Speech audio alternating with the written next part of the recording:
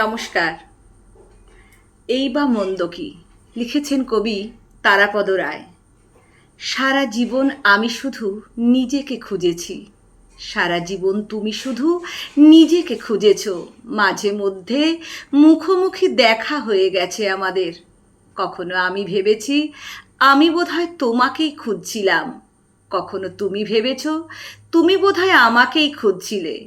এই রকম হেয়ালি ও ধাঁধা ভরা আমাদের জীবন।